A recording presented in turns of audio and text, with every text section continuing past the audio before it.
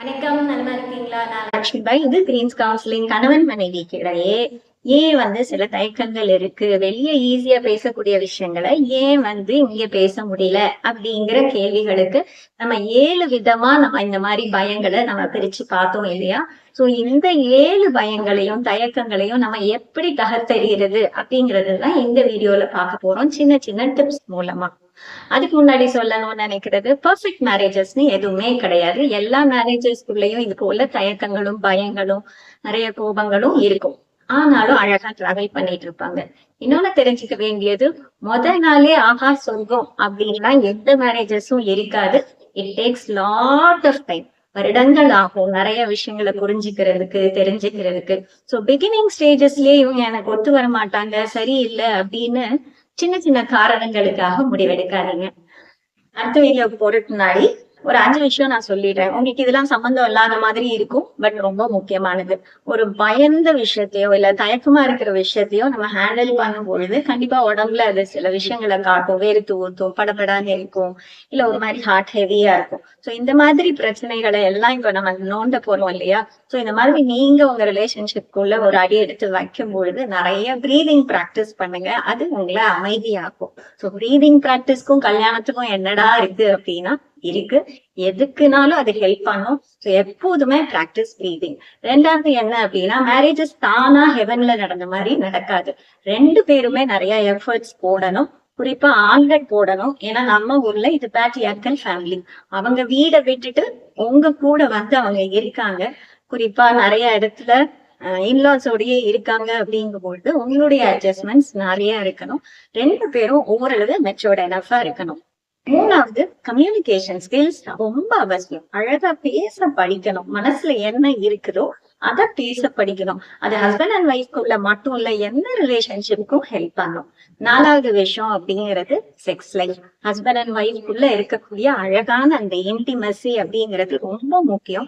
So எந்த தயக்கமும் இல்லாம என்னால ஒரு செக்ஸ் லைஃப்ல என் ஹஸ்பண்டோட இருக்க முடியும், ஒய்ஃபோட இருக்க முடியும், என்னோட தேவைகள் என்ன அப்படிங்கிறத நான் சொல்ல முடியும் அப்படிங்கிற ஒரு அளவுக்கு வரணும். Sex life is very very very important in marriage.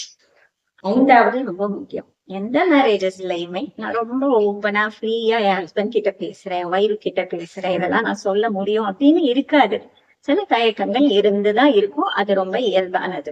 So சில விஷயங்களை மனசார பேசுறதுக்கு ஒரு லிசனிங் பார்ட்னரோ லிசனிங் ஃப்ரெண்டோ வேணும். அது ஹஸ்பண்ட் அண்ட் ஒய்ஃபா இருக்கணுங்கிற அவசியம் இல்லை. அது உங்க ஃப்ரெண்டா இருக்கலாம், பேரண்டா இருக்கலாம், இல்ல யாரானாலும் இருக்கலாம். சோ நம்மளுடைய மனசார சில விஷயங்களை இவங்க கிட்ட நான் பேசலாம், இவங்க ஜட்ஜ் பண்ண மாட்டாங்க, காது கொடுத்து கேட்பாங்க, பாசிட்டிவா எனக்கு சொல்லுவாங்க அப்படிங்கிற ஒரு பர்சன் கண்டிப்பா எல்லாருக்கும் வேணும். சரி, வீடியோக்குள்ள போலாமா? First fear of being alone. அதற்கு தீர்வு ரீச் அவுட். தனிமைப்படுத்தப்பட்டு வேணுங்கிற பயம் இருந்தா கையை நீட்டி அவங்க கிட்ட கேட்டீங்களா பக்கத்துல வாங்க அப்படின்னு? அது எப்படி நேரடியா கேட்க முடியும்? எவ்ரிடே ஹக் பண்ணிக்கோங்க.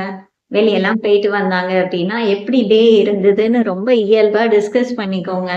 சரி, எல்லாரும் முன்னாடியும் சில விஷயம் பேச முடியாது அப்படின்னாலும் அந்த ஐ கான்டாக்ட் வச்சுக்கோங்க. அப்போ சின்ன சின்ன உங்களுடைய தேவைகள் என்ன அப்படிங்கிறதையும் டிஸ்கஸ் பண்ண முடியும், அவங்களுடைய தேவைகளையும் டிஸ்கஸ் பண்ண முடியும்.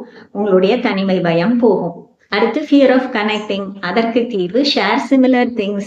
ஆமா, உங்களுக்கு போய் பேசுறது வைக்கிறதே பிரச்சனையா இருக்கு அப்படின்னா உங்களுக்குள்ள ஒத்து போற விஷயம் எதுன்னு பார்த்து அதுல நிறைய டைம் ஸ்பெண்ட் பண்ணுங்க. உங்களுக்கு பிடிச்ச ரெஸ்டாரண்ட் இருக்கலாம், உங்களுக்கு பிடிச்ச சினிமா இருக்கலாம், இல்ல உங்களுக்கு காமன் கிரவுண்ட்ஸ்ல என்ன பிடிக்குமோ அந்த விஷயத்த டிஸ்கஸ் பண்றது, அந்த விஷயம் நிறைய செய்யும் பொழுது தானா கனெக்ட் ஆவீங்க.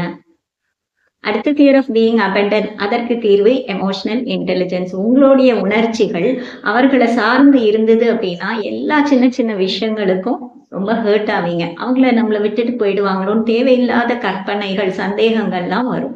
ஸோ அந்த எமோஷனல் இன்டெலிஜென்ஸ் அப்படிங்கிறது உங்களுடைய இந்த மாதிரியான உணர்ச்சிகளை நான் எப்படி ஹேண்டில் பண்ணணும், இல்லை அவருடைய உணர்ச்சிகள் ரொம்ப அதிகமா இருந்தது அப்படின்னா அதை நான் எப்படி ஹேண்டில் பண்ணணும்னு தெரிஞ்சுக்கலாம். அப்ப தேவையில்லாம இந்த பயங்கள்லாம் வராது. So fear of being abandoned, தீர்வு எமோஷனல் இன்டெலிஜென்ஸ்.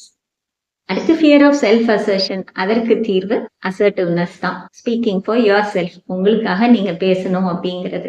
ஸோ பேசும்போது உங்களையும் காயப்படுத்திக்காம, பயப்படாம ஐயோ இதை சொல்ல வேண்டாம்னு இல்லாம மனதார அவங்களையும் காயப்படுத்தாம கோவப்படுத்தாம எப்படி பேசணும் அப்படிங்கிறது ரொம்ப முக்கியமான ஒரு திறமை. அதை கண்டிப்பா வளர்த்துக்கணும். இது சின்ன சின்ன விஷயத்துல எப்படி ஸ்டார்ட் பண்ணலாம்? உங்களுக்குள்ள வேறுபாடா இருக்கிற விஷயங்களை சொல்ல ஆரம்பிங்க.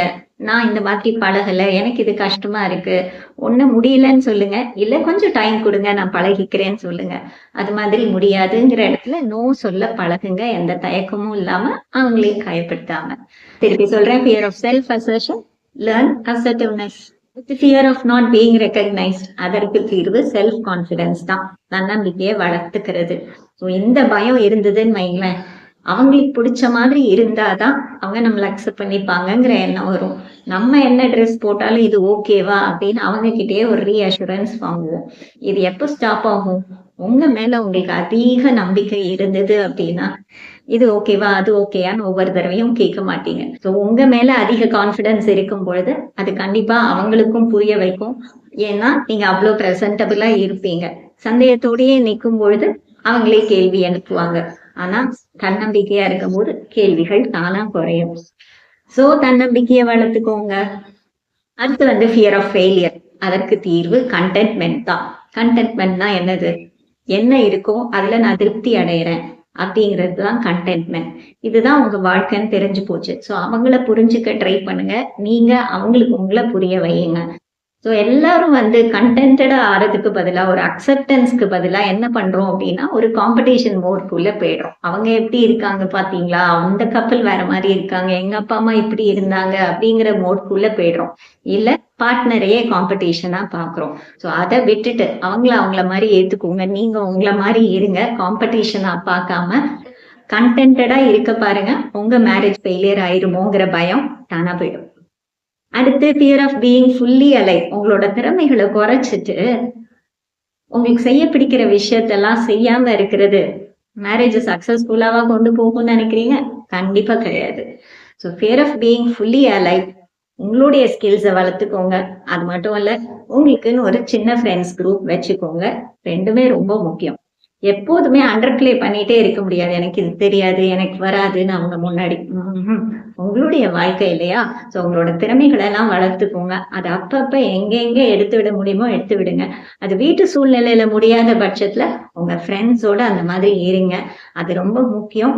ஏன்னா அப்படின்னா அவங்களையும் போதர் பண்ண மாட்டீங்க, நீங்களும் உங்களை மாதிரி இருப்பீங்க. அவ்வளவுதான். ஸோ சின்ன சின்ன விஷயங்கள் தான் நம்மளோட மேரேஜை ரொம்ப அழகா கொண்டு போகும். ஸோ பிரச்சனைகளை பெருசாக்காம அதற்கு என்ன தீர்வு, அவங்கள ஒரு காம்படிஷனா பார்க்காம நம்மளோட கம்பேனியனா பார்க்க ஆரம்பிச்சோம் அப்படின்னா இந்த பயங்கள் எல்லாம் போயிடும். மேரேஜும் ரொம்ப ஹாப்பியா இருக்கும். ஓகேவா? தேங்க்யூ. டாடா.